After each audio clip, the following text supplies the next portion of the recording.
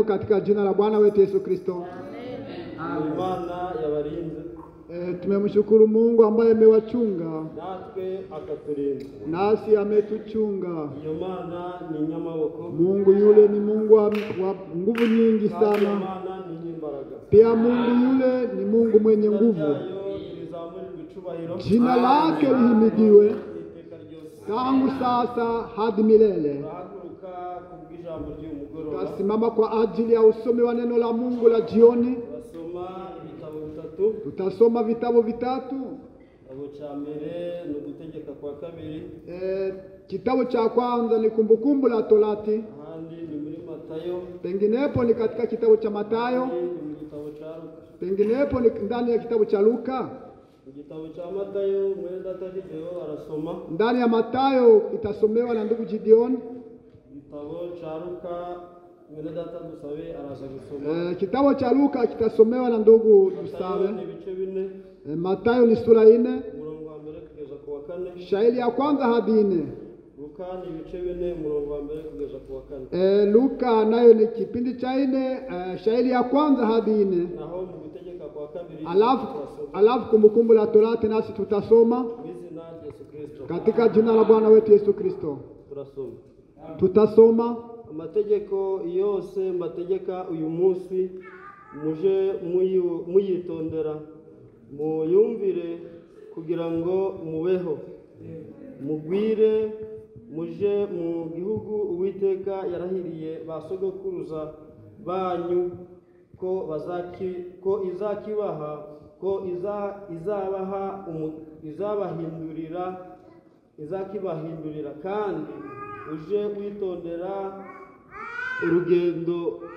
uje wibuka urugendo rwose rwo mu butayu Uwiteka Imana yawe yakuyoboyemo iyi myaka uko ari 40 kugira ngo igucishe bugufi ikugerageze imenye ibyo mu mutima wawe yuko wakwitondera amategeko yayo cyangwa ntuyitondere. Nuko yagucishije bugufi ikakurindira kwicwa n'inzara ikakugaburira amanu wari utazi n'abasokuruza wanyu batigeze kumenya kugira ngo ikumenyeshe yuko umuntu adatungwa n'umutima gusa ahubwo yuko amagambo yose ava mu kanwa k'Uwiteka ari yamutunga. Amen. Yesu ajyanwa n'umwuka mu butayu kugeragezwa n'umwanzi amaze iminsi 40 n'amajoro 40 atarya abona gusonza. Umushukanyi aramwegera aramubwira ati niba uri umwana w'Imana bwira aya mabuye ahinduke imitsima.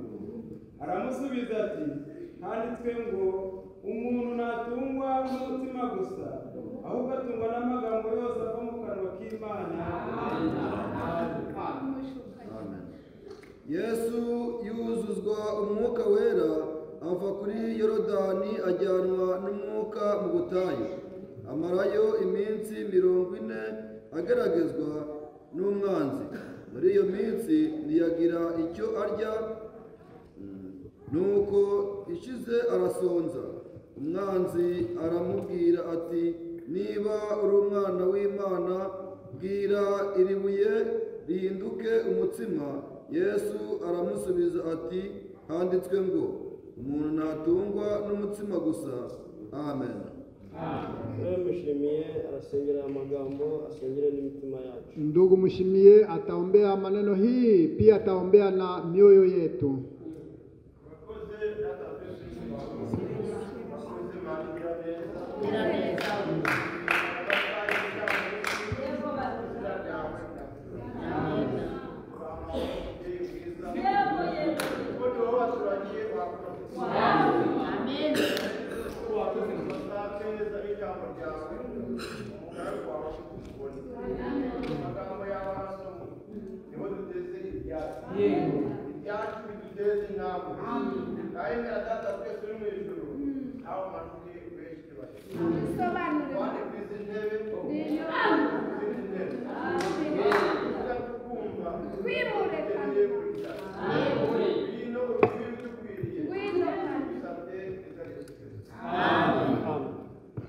twabasha kwicara.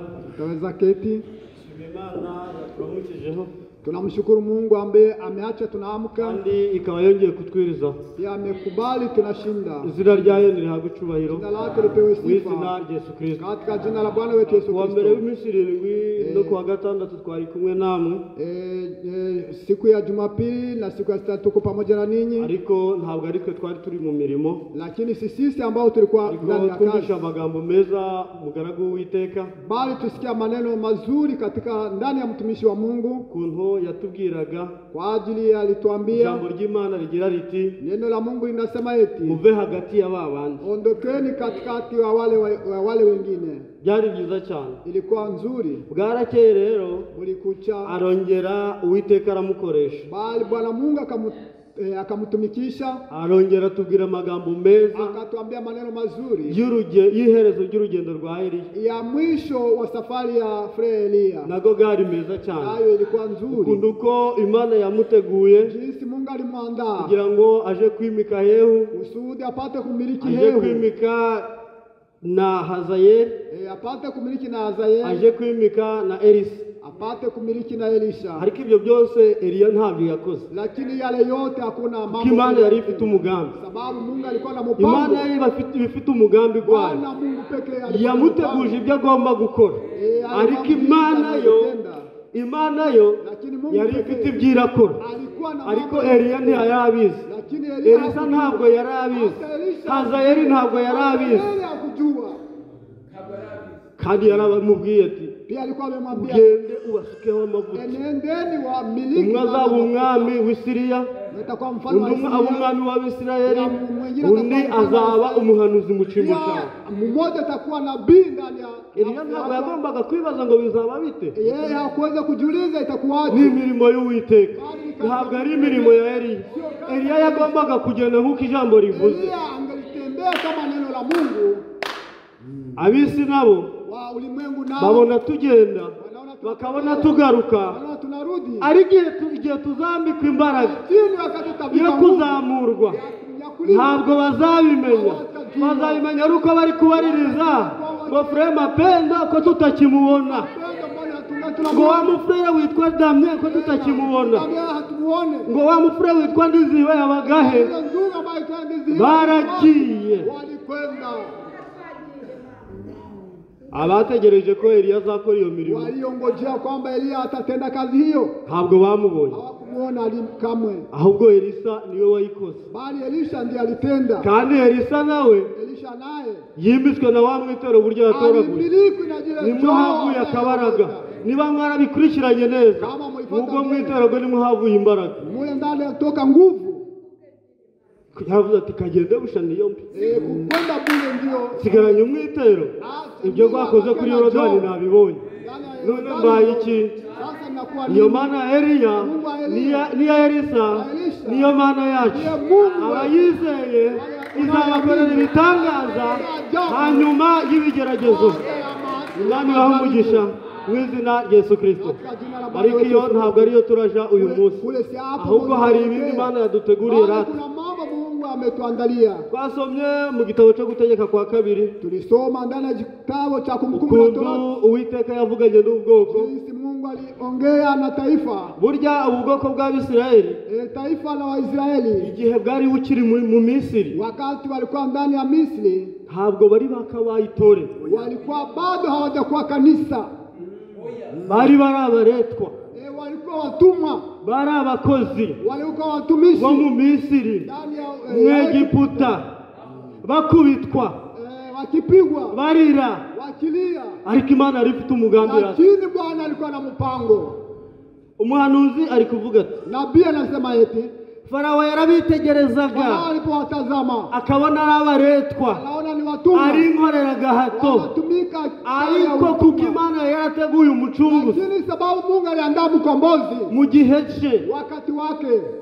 Mose yabitegereza Mose alipotazama, akabareba, anaotazama, akabona ari ubwoko butavumika. anasema anaona ni taifa ambaye hawezi kuvunjika. Farawo yabitegereza Farao alipowatazama, akabona ari abacakara, anaona ni watumwa tu, Mose yabareba Musa alipowatazama nubwo mwafota icondo sha hata munakanyanga matope muri bene data ninyi ni isaha y'Imana nigera Mungu gitimia tuzambuka tuzava muri ubu buretwa natwe isaha y'Imana nigera jambo azatuzamura Imana ibahe kumva neza mu izina rya Yesu Kristo jina la Bwana Yesu Kristo imaje kubita itorero baada alikuwa hawaitwa kabisa niho yatangiye kuha amategeko ndipo aliwapa sheria niba uzi ngo wavuye mu bwoko bwawe kama ulitoka niba uzi ngo waracunguwe niba uzi ngo waguzwe amaraso ya Yesu Kristo niba uzi ngo wakiriye ijambo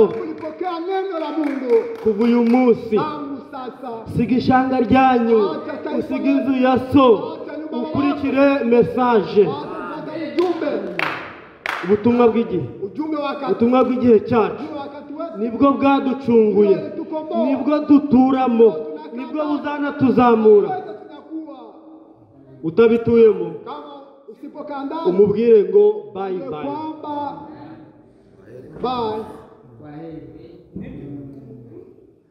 ejo bundi Frere Frank yari kwandika juzi ndugu Frere Frank alikuwa akiandika aravuga ngo umurimo w'Uwiteka akisema kazi ya Mungu wo gucungura abanyamahanga ukombozi wa watu wa mataifa ugeze ku herezo inafika kwenye ukomo ugeze ku herezo ariko bizarebwa na bande bitazamiwa na wanani abafite ijambo wale ambao wanakuwa na nibo bazamenya igihe kigeze wale watajua wakati umubwiriza ari kuvuga mubiri anasema eti mu gice cya mbere ku murongo wa gatandatu sheria 5 wa gatandatu sheria 6 ibyahozeho kera nibyo bizongera kubaho n'ibyakozwe nibyo bizongera gukorwa nta kiriho munsi y'ijuru cy'inzaduka ambayo ni kipya ahubwo byose nuko byari bihari bali ilikuwa tangu awali hata tugiye kuganira ijambo rigufi yarigira riti tutakuongea neno fupi la kusema eti ibyo kurya bibeshaho chakula ya kuacha muta na dumu ibyo kurya bibeshaho chakula ya kuacha ntabwo ari imiceri ntabwo ari chicken sio chicken nta nubwo ari inyama y'inka nta nubwo ari iy'ihene nta nubwo ari amafi sio ya samaki itegereze tazama wumve radiyo sikie radio umva abantu bariye bakarya neza bakaryama neza ariko none habo ntuhakiriho lakini sasa hawangali ariko abarya parole lakini wanakula niyo bapfa niyo barwara barakira naho bapfa parole azabakurayo Yesu Kristo yageze kwa Lazaro bashike baramubwira bati mwami iyo uza kuba hano musaza wacu ntabwo aba yapfuye ariko Yesu Kristo yari ijambo kandi uwo jambo yahozeho igihe yategetse Lazaro arasohoka kuko yari asinziranye ijambo abapfuye bazazuka abasinziriye bazakanguka bongere babeho ubutazongera gupfa ababyizeye Imana ibamugisha mu izina rya Yesu Kristo Uwiteka abwira Abisirayeli ati Bwana Mungu akamwambia taifa la Israeli eti mwibuke kumbukeni amategeko mbategetse sheria ambayo ninawaagiza jo bundi mwamuri kwa Farao jambo lilikuwa kwa Farao yarabirengeje alikuwa karibu awaue yarabishe ariko none lakini sasa mbakuje ukuboko kwaje ondoa kwa mkono wangu mwirinde angalieni mwirinde angalieni mutazateshuka ku mategeko yanjye sipo acha sheria zangu mwibuke kumbukeni dore narabayoboye tazama niliwaongoza inzira yose yo mu butayu nanga ko mwishwa n'inzara ntabwo ibirenge byanyu byabyimbye ntabwo n'imyambaro yanyu yabasaziyeho kuri iki mirongo ikurikira hariya twagarukiye niko hari kuvuga na shairi ambazo zinafuata mahali pale tulirudilia none mwibuke ko sasa kumbukeni mutazarya ibyo kurya gusa hamutakula chakula tu yabagaburiye manu ivuye mu ijuru murarya murahaga ndetse munarasigaza ariko ibyo ntabwo ari byo bizababesha natwe twariye twanyoye ariko ibyo ntabwo ari byo bidutunga byo kurya bibeshaho chakula ambayo inaacha mtu anadumu. ni la parole de Dieu. Ni neno la Mungu pekee. Imana ibahe kumva neza mu izina rya Yesu Kristo. Katika jina la Yesu Kristo. Abafite ijambo Wanayekuwa na neno n'abarirya na wanaoikula ntabwo uzababonera muri eglise, hautawapata ndani ya ahubwo kanisa. uzababona umunsi ukurikira, Utaona uzababona mu mibereho yabo, ndani ya maisha uzasanga barwaye, utakutana wakigonjwa. bazavuga bati Utasema eti ntaho narwara ariko ejo nzakira. ona Niyo wamutuka hata na mtukufuru ntacyo yokora, hata tenda nta kitu nico yaba. hata kwa kitu.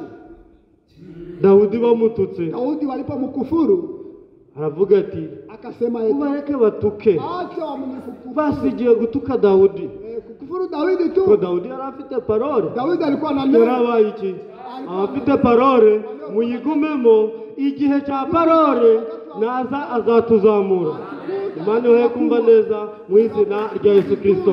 Katika jina la Bwana wetu Yesu Kristo. Ngumenye yuko Jueni kwamba umuntu mwanadamu adatungwa n'umutima gusa, hawezi ndani ya ahubwo amagambo yose ava mu kanwa k'Imana kutoka ndani ya kinywa cha niyo Mungu. amutunga. Ndiye anaacha naishi. Mwemeye gutungwa n'amagambo y'Imana? Bali kwa ajili Imana ya ibambere Mungu. umugisha mu izina rya Yesu Kristo.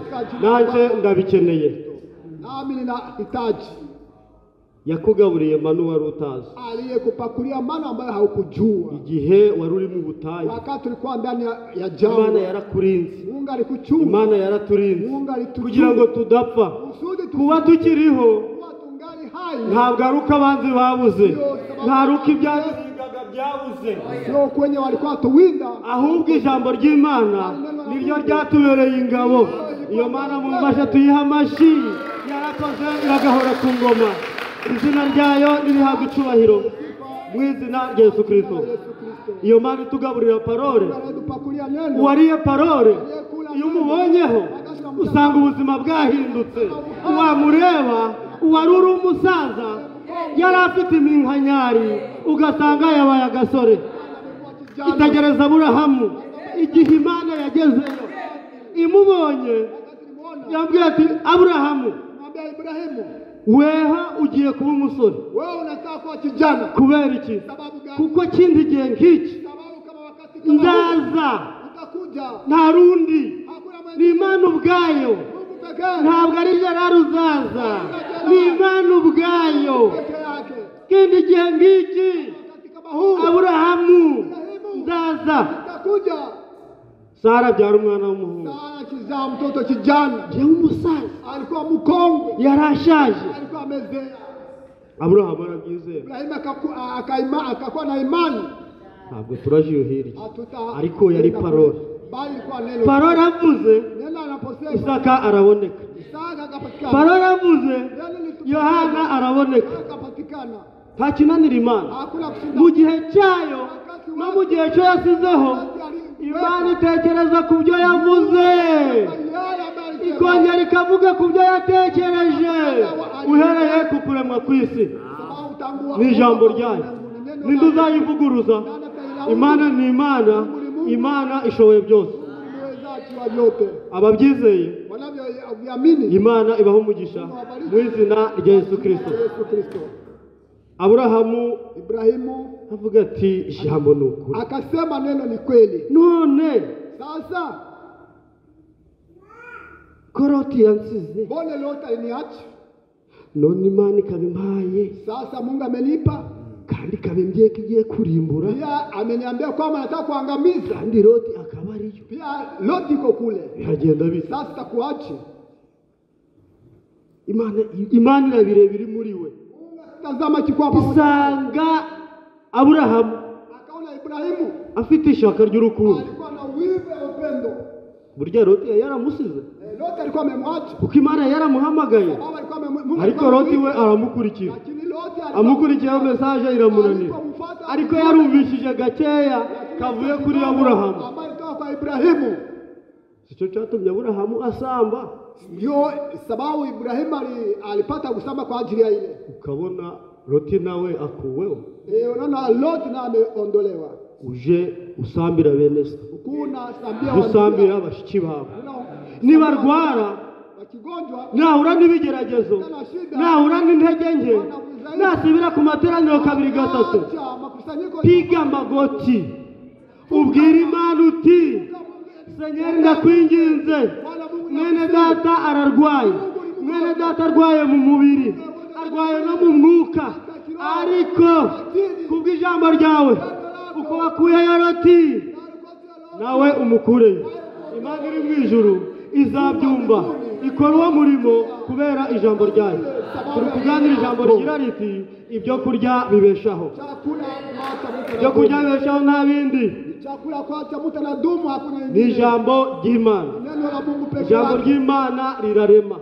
Neno la Mungu linaumba. Iyo Imana ivuze Kama Mungu anasema ntabwo yivuguruza. hawezi kujilaumu. Dawudi aravuga ati Daudi akiongea eti iryo jambo neno hilo naribitse mu mutima wanje kugira ngo ntazacumura ku Uwiteka. nisipate kumwasi Bwana Mungu. Naho uburwayi bwaza, Hata ugonjwa, naho naremba, naho nababara, hata nateseka. sinzapfa ahubwo nzarama kugira ngo namamaze imirimo y'Uwiteka yakoze mu mahanga. Ndani ya mataifa Imana yakoze imirimo Mungu alitenda kazi yonje ntagombaga gukora. mimi ambayo hasikuweza. Nashimiye abaririmbyi igihe baririmbye iyo ndirimbo bari kuvuga ngo yakoze imirimo ntari gukora, jewe mwana w'umuntu ntari gushobora. Umwana w'umuntu ashoboye iki? Ufite icyo ashoboye ni parole wenyine, naho umuntu we ni umunyantegeke. Imana ibahe kumva neza mu izina rya Yesu Kristo. Bwana Mungu abariki katika jina la Yesu Kristo. Imana iratugaburira Mungu anatupakulia kugira ngo tuticwa n'inzara. usudi tusikufe na njaa. Aravuga ati Nasema eti uje witondera uwe amategeko Imana yawe ugendere mu nzira ikuyoboyemo. unatembea ndani ya njia ambayo Mungu amekuongoza. Ngo Imana ni kuyobora Kama Mungu anakuongoza ni ijambo ryayo, na neno lake, parole nivuga neno likisema nawe utonda umurongo, nawe fuata kweli. naho nudatonda umurongo Kama usipomfuata kweli, utakufa. utakufa. nibyo Nudatonda umurongo kuri parole Kama mstari nyuma ya neno urasigara, utabaki, abandi baragenda weho urasigara. lakini wewe utabakia. Wibuke ibyabaye ku nyanja itukura. Kumbuka yale yaliyokuwa katika bahari nyekundu. Parole avuze Neno linaposema Mose arambura inkoni, Mose akanyosha Abisirayeli bose barambuka, Wale wakavuka. ariko Farawo ntabyo yigeze Farao kubona. hakuweza kuvuka. Mugume muri parole, Endelea kudumu ndani ya neno. parole agiye kugaruka Neno linataka kurudi. bidatinze, ni mu kanya gato nk'ako guhumba. Kama kufunga macho na kufungua. Nagaruka atwijyane. Mungu atatuchukua. Imana ibahe umugisha mu izina rya Yesu Kristo. Hahandi muri Matayo naho twasomye Ndani ya kitabu cha Mathayo hari amagambo meza cyane, neno matamu ambayo tulisoma. ukuntu Yesu yagiye gusenga, Kwa ajili jinsi Yesu alienda kuomba noneho afatwa n'inzara. aliposhikwa na njaa. Inzara imufashe, Njaa ilipomshika umwanzi araza mwovu akaja aramugerageza, akamjaribu, aramubwira ati akamwambia eti niba uri umwana kama w'Imana mtoto wa Mungu hindura aya mabuye geuza mawe haya yahinduke imitsima. yapate kwa mikate. Byarakunze. Basi ilikubali. Maze Yesu ajanwa n'umwuka mu butayu kugerageza n'umwanzi, maze iyi minsi 40 n'amajoro 40 atari amara iminsi 40 n'amajoro 40 atarya, abona gusonza. Umwanzi umushukanyi aramugerageza, aramubwira ati niba uri umwana w'Imana bwira aya mabuye ahinduke imitsima. Aramusubiza ati handitswe ngo umuntu ntatungwa n'umutsima gusa, ahubwo atungwa n'amagambo yose ava mu kanwa k'Imana. Mtu hawezi kuishi katika mikate, bali aishi katika neno la kutoka kinywa cha Mungu. Aburahamu yasangiye na Senyeri umutsima, Ibrahimu alichangia na Bwana Mungu mkate, bimuhesha umugisha, ikampesha kuko baraka. nta kindi Hakuna kitu kingine gishushanya umutsima ambaye inayofananisha mkate usibye ijambo. bila kuwa neno la Mungu peke yake. Imana yaduhaye umutsima, Mungu alitupa kandi mkate, uwo mutsima ni uw'ubugingo, pia mkate ni umutsima utera imbaraga. mkate wa kuleta Imana yaduhaye amazi, Mungu alitupa ayo maji. ni amazi y'ubugingo, Maji ya ni uzima. ijambo ryayo. Neno lake. Abarya kuri uwo mutsima Wanaokula ile mkate ntabwo bazapfa, abanywa kuri ayo mazi Ile maji ni isoko y'ubugingo. Imana ibahe umugisha mu izina rya Yesu Kristo. Muri Luka naho ndani ya kitabu cha Luka hari kuvuga hati unasema eti umuntu ntatungwa n'umutsima gusa. mtu hawezi kuishi kwa ajili ya mkate Gusa bali aho nani Satani yule ni shetani ari kugerageza umwami Imana. anapomjaribu Bwana Mungu wetu. Aramusubiza ati Akamjibu, ntabwo umuntu atungwa n'umutsima gusa. mtu hawezi kuishi kwa ajili ya mkate. Mwamenye ibidutunga? Mnaweza kujua wenyewe kutuacha tunaishi. Ibyo kurya bibeshaho ni ijambo ry'Imana. Abarijyaho mwese, abarituramo, ntabwo tuzabarebera mu materaniro, tuzabarebera ku mbuto, tuzabareba ejo, tuzabareba ejo bundi, tuzabareba mu mihanda, uzabarebera mu mvugo zabo, tuzabarebera mu bikorwa. La parole de Dieu Neno la Mungu tu niryo ridutunga. ndiye ambaye naacha tunaishi.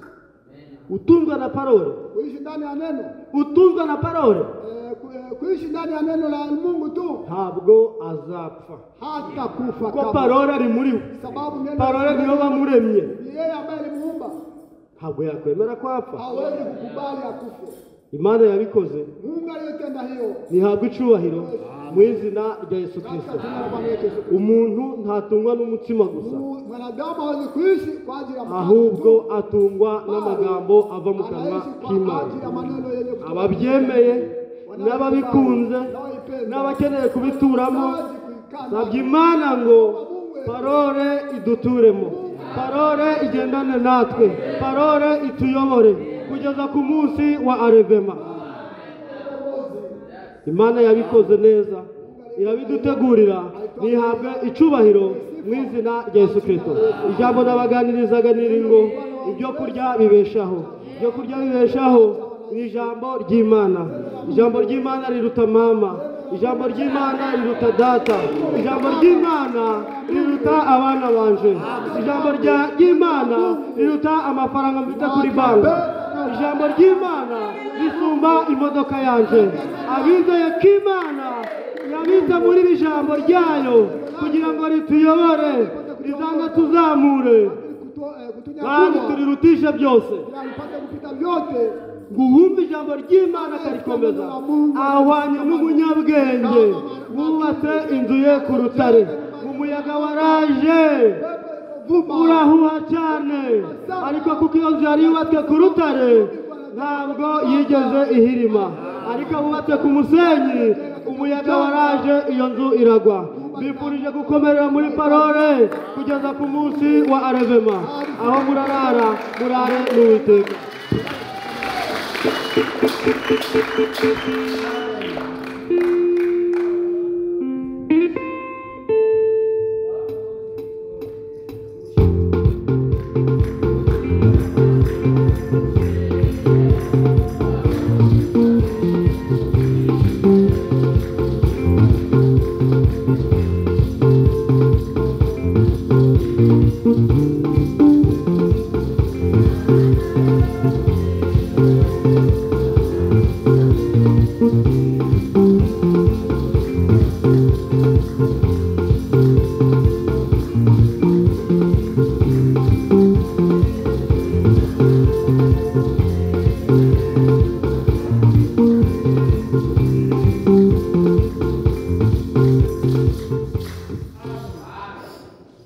Amen, amen.